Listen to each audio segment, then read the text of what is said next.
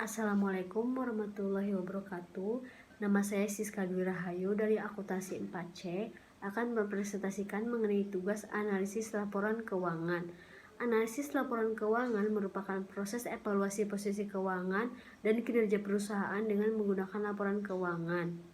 Di sini saya menggunakan laporan keuangan PT Island Concept Indonesia Tbk periode 2015-2019, sehingga metode analisis yang saya gunakan yaitu metode horizontal atau perbandingan laporan keuangan beberapa periode untuk mengetahui perkembangan perusahaan. Yang pertama, saya membuat dulu neraca gabungan dan laporan laba rugi gabungan. Yang selanjutnya saya melakukan analisis perbandingan. Di sini saya mengambil contoh tahun 2018 atas 2017.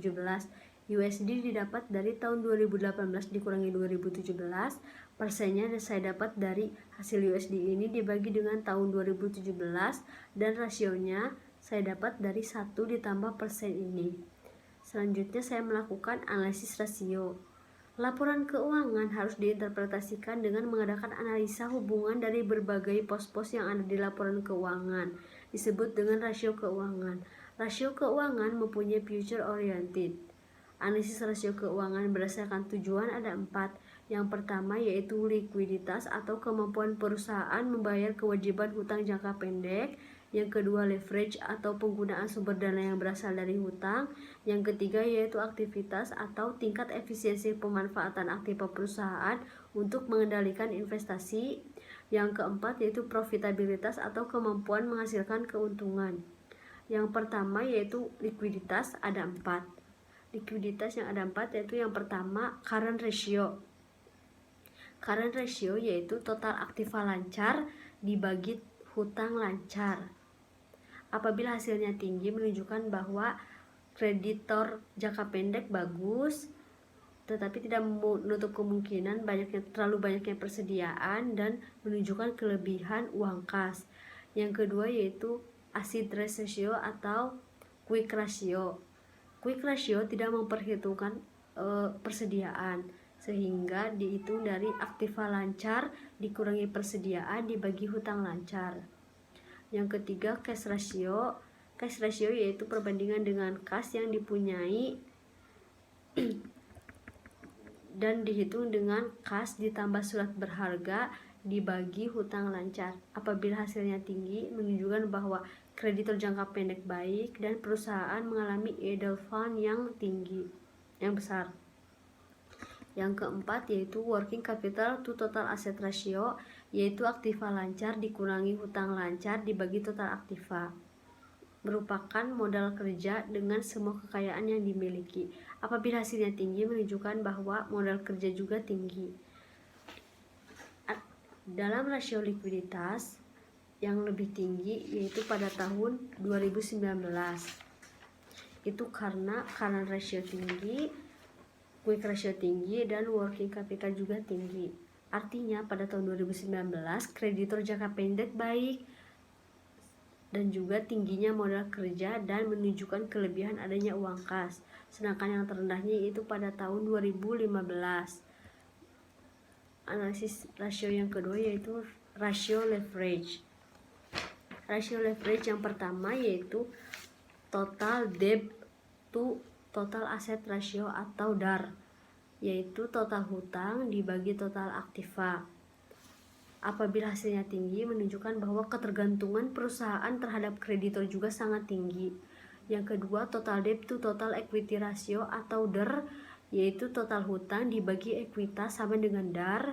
Yang ketiga yaitu long term debt to total equity ratio, yaitu hutang jangka panjang dibagi modal sendiri. Yang keempat time interest earning ratio atau kemampuan perusahaan membayar bunga hutang dengan laba yang diperoleh, yaitu earning before interest and tax dibagi bunga hutang jangka panjang. Apabila hasilnya tinggi menunjukkan bahwa perusahaan dapat memenuhi pembayaran bunga. Dalam rasio leverage yang paling tinggi yaitu tahun 2016 yang paling tinggi, tetapi itu menunjukkan bahwa besarnya ketergantungan perusahaan terhadap kreditor Sedangkan yang hasil yang terendah yaitu tahun 2019 menunjukkan bahwa kecilnya ketergantungan perusahaan terhadap kreditor. Dan pada tahun 2019 menunjukkan bahwa tingginya kemampuan perusahaan memenuhi pembayaran bunga. Yang ketiga yaitu rasio aktivitas. Rasio aktivitas yang pertama yaitu total asset turnover, yaitu penjualan dibagi total aktiva. Total asset turnover yaitu kemampuan menghasilkan penjualan. Apabila hasilnya cepat, maka menunjukkan efektif memanfaatkan kekayaannya. Yang kedua yaitu receivable turnover atau kemampuan mengumpulkan piutang. Rumusnya penjualan dibagi piutang. Apabila semakin cepat, maka pengumpulan piutang juga semakin cepat. Average collection inventory, rumusnya piutang dibagi penjualan dikali 360 hari. Inventory turnover, rumusnya harga pokok persediaan dibagi persediaan. Nah, inventory turnover yaitu kemampuan memutarkan persediaan. Nah, apabila semakin cepat, artinya adalah pemutaran persediaan cepat sehingga banyaknya terjual. Average day inventory, rumusnya persediaan dikali 360 hari dibagi harga pokok persediaan. Dan terakhir working capital turnover, rumusnya penjualan bersih dibagi aktiva lancar dikurangi hutang lancar. Nah, pada rasio aktivitas ini tahun yang paling cepat yaitu tahun 2017 menunjukkan bahwa efektifnya perusahaan dalam memanfaatkan kekayaan, semakin cepatnya mengumpulkan piutang, serta cepatnya memutarkan persediaan sehingga lebih cepat persediaan tersebut terjual. Yang terakhir, yang keempat dalam analisis rasio keuangan yaitu rasio profitabilitas atau kemampuan untuk menghasilkan keuntungan. Rasio profitabilitas yang pertama yaitu gross profit margin atau GPM, rumusnya laba kotor dibagi penjualan. Yang kedua profit margin atau PM, rumusnya earning before interest and tax dibagi penjualan. Yang ketiga net profit margin atau NPM, rumusnya earning after tax dibagi penjualan. Yang keempat operating income ratio, rumusnya penjualan dikurangi HPP dikurangi biaya dibagi penjualan bersih.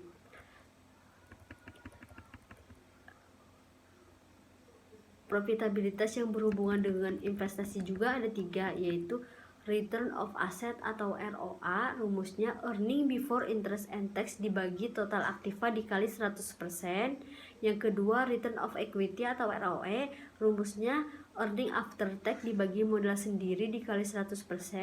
Yang ketiga return of investment, rumusnya earning after tax dibagi total aktiva dikali 100%. Sedang di rasio profitabilitas ini yang lebih tinggi yaitu pada tahun 2019 menunjukkan bahwa perusahaan baik dalam menghasilkan keuntungan. Yang selanjutnya yang saya lakukan adalah analisis tren.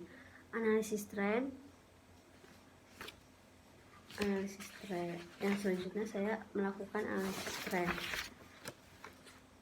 Analisis tren yang saya gunakan yaitu tahun dasarnya tahun sebelumnya. Jika laporan keuangan lebih dari 3 tahun, lebih baik menggunakan angka indeks yaitu dengan menentukan tahun dasar. Semua data laporan keuangan dianalisis, dihubungkan dengan angka indeks dan dinyatakan dalam persentase. Nah, jadi angka indeksnya itu saya gunakan yaitu tahun sebelumnya. Bisa dilihat di sini. Maka yang di sini itu yang contohnya ini 2016 itu adalah data 2016 dibagi dengan data 2015, data 2017 dibagi dengan data 2016, data 2018 dibagi dengan data 2017, dan data 2019 dibagi dengan data 2018. Selanjutnya yaitu analisis common size. Analisis common size yaitu unsur-unsur yang ada di laporan neraca dibagi dengan total aset, dan unsur-unsur yang ada di laporan laba rugi dibagi dengan total pendapatan atau total penjualan.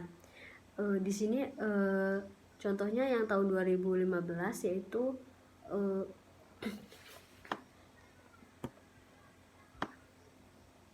nah yaitu ini nih, yang total asetnya aja ini menunjukkan bahwa 100% karena total aset dibagi total aset. Atasnya nih, jumlah aset tidak lancar dibagi jumlah aset maka hasilnya 10%. Jadi pembaginya itu jumlah aset, ini ada di laporan neraca. Sedangkan di pasipanya juga sama pembaginya, berarti total pasipa, dan di laba rugi juga pembaginya adalah total pendapatan ya. Jadi di sini yang di laporan laba rugi mah total pendapatannya lah yang 100%. Selanjutnya yaitu analisis DuPont. Analisis DuPont yaitu menunjukkan bagaimana margin laba atas penjualan, rasio perputaran aktiva, serta penggunaan hutang berinteraksi dalam menentukan tingkat pengembalian atas ekuitas atau ROE. Nah, dari hasil DuPont di sini semakin tahun semakin meningkat. Itu menunjukkan bahwa ROE-nya juga meningkat. Dalam analisis DuPont, NPM dia dapat dari EAT dibagi penjualan, asset turnover didapat dari penjualan dibagi total aset, sedangkan ROE didapat dari NPM dikali asset turnover, equity multiplier didapat dari total liabilitas ditambah modal dibagi stockholders equity, dan ROE didapat dari ROI dikali equity multiplier. Selanjutnya yaitu melakukan analisis cross section. Analisis cross section yang pertama saya memasukkan dulu saham yang beredar setiap tahun. Di sini periodenya sama, yaitu 1.089.750.000, dan total equitiesnya juga saya dapat dari neraca, sehingga nilai bukunya yaitu ekuitas dibagi listed share atau saham yang beredar dalam mata uang rupiah, dan ROA di sini yaitu ROA yang ada di laporan keuangannya ya, di annual report, sehingga didapat bahwa cross section yaitu antara ROA dan nilai bukunya. ROA-nya yang tadi yang di atas ini, yang ROA yang ada di laporan keuangan, dan nilai bukunya yang dihasilkan dari atasnya ditulis di sini. Totalnya juga sama karena hanya ada satu.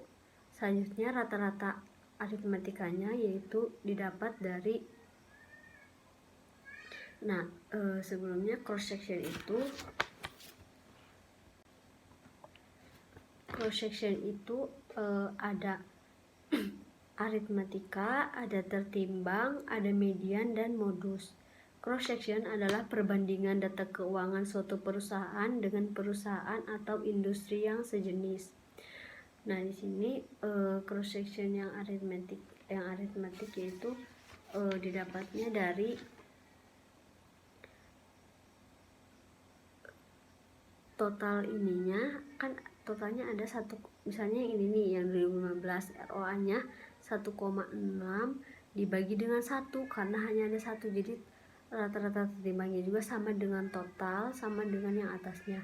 Kemudian rata-rata tertimbangnya yaitu di rumusnya nilai buku dibagi total nilai buku dikali dengan ROA-nya. Di sini kan nilai buku sama totalnya sama, jadi kan 1 dikali dengan ROA-nya. Jadi hasilnya rata-rata tertimbangnya yaitu sama dengan ROA. Kalau median kita bisa pakai rumus media, karena median itu kan nilai tengah. Kalau nilai tengah tuh kalau manualnya harus diurutin dulu dari yang terkecil sampai yang terbesar, baru dilihat nilai tengahnya yang mana. Kemudian modusnya di sini kan nggak ada, kalau cuma ada satu. Sedangkan kalau modus itu angka yang sering muncul. Yang selanjutnya yaitu analisis time series. Analisis time series adalah analisis terhadap data historis untuk melihat tren yang mungkin timbul. analisis time series juga, yaitu analisis data dengan perbandingan data keuangan dengan data keuangan sebelumnya. Nah, analisis time series kan ada bermacam-macam. Di sini saya menggunakan yang metode kuadrat terkecil. Rumusnya yaitu ada Y sama dengan A ditambah B kali X, atau sigma Y ada sama dengan sigma A ditambah B kali sigma X, atau sigma XY sama dengan A sigma X ditambah B sigma X kuadrat. Nah, di sini kan pertama, kalau ini dari yang tren ROA-nya itu, yang ininya dari yang ada di laporan keuangan, sedangkan ROA industrinya dari yang perhitungan yang ada di rasio industri tadi di bagian yang profitabilitas. Ada ROA dimasukin ke sini. Selanjutnya melakukan, ada grafiknya juga, dan yang selanjutnya ada analisis trennya. Di sini kan ada tahun penjualan kode X, ada X kali Y sama X kuadrat. Tahunnya kan 2015 sampai 2019, sedangkan penjualannya ini dari laporan laba rugi di yang paling atas itu dimasukin ke sini, dan ada jumlahnya juga segini, dan ada jumlahnya juga. Kemudian kode tahunnya itu ditentukannya saya tahun dasarnya. Kode X ini saya menggunakan tahun dasarnya 2017, sehingga di sini kode X-nya di tahun 2017-nya 0, tahun sebelumnya terus dikurangi -1 jadi -1 jadi -2. Kalau tahun setelah 2017-nya jadi 1 dan 2. Kalau ada tahun 2020 berarti 3 gitu. Sedangkan Y kali X yaitu tinggal kode X dikali penjualan, sedangkan X kuadratnya dari kode X dikuadratkan.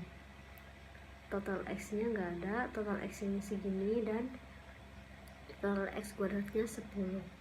A kecil didapat dari jumlah Y atau jumlah penjualan dibagi dengan N atau total ya, total tahunnya kan ada 5, jadi total penjualan dibagi 5 hasilnya segini.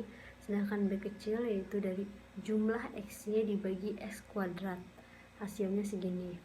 Jadi persamaan Y-nya sama dengan 179554393 098 ditambah 7891304 ketika dimasukkan ke per tahunnya, yaitu tahun 2015 sampai tahun 2019, rumusnya segini. X nya tinggal diganti sama kode X tadi, 2015 kan berarti negatif 2, jadi hasilnya segini. 2016 negatif 1, hasilnya segini. X di tahun 2017 kan 0, jadi hasilnya tinggal yang A tadi. Sedangkan 2018 hasilnya 1, berarti tinggal ditambahkan, dan 2019 X nya 2, penjualannya tetap sama penjualan. Selanjutnya analisis CSR.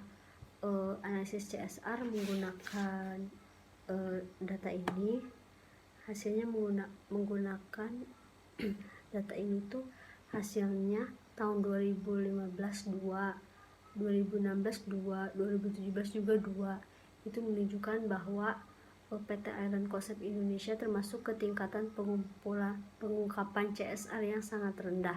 Begitu pula dengan 2018 dan 2019 berjumlah 19 juga menunjukkan bahwa PT Island Concept Indonesia termasuk ke tingkat pengungkapan CSR yang sangat rendah.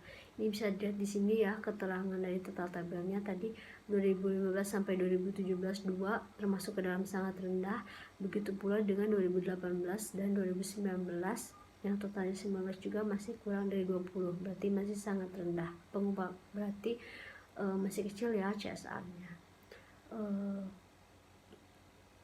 Sekian presentasi tugas dari saya, kurang lebihnya saya mohon maaf.